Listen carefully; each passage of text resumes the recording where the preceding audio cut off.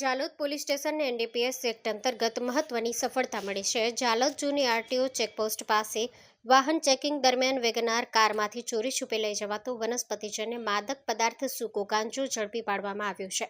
પોલીસે કુલ કિંમત ₹1,18,300નો મુદ્દામાલ કબજે કરી 2 આરોપીઓને ઝડપી લીધા છે। પંચમહાલ ગોધરા રેન્જના મહાનિરીક્ષક આરવી અસારી સાહેબની સૂચના તથા દાહોદ પોલીસ અધિક્ષક રવિરાજસિંહ જાડેજા સાહેબના માર્ગદર્શન હેઠળ 31st તહેવાર અન્વયે જિલ્લામાં દારૂ અને નાર્કોટિક્સ વિરુદ્ધ કડક અમલ માટે જાલોદ વિભાગમાં સઘન ચેકિંગ હાથ ધરવામાં આવ્યું હતું। નાયબ પોલીસ અધિક્ષક ડીઆર પટેલ જાલોદ વિભાગના માર્ગદર્શન હેઠળ તારીખ 12/12/2025ના રોજ ધાવડિયા ચેકપોસ્ટ પર વાહન ચેકિંગ ચાલી રહ્યું હતું।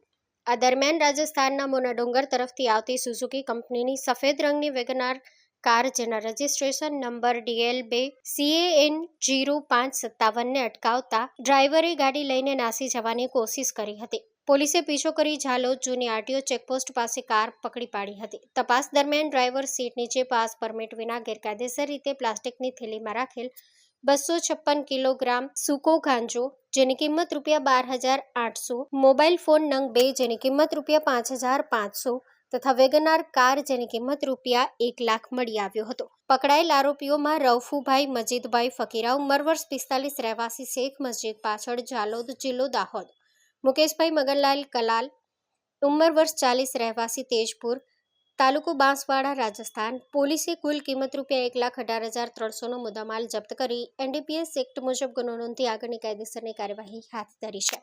Story report by Kishor Dabgar, Dahod.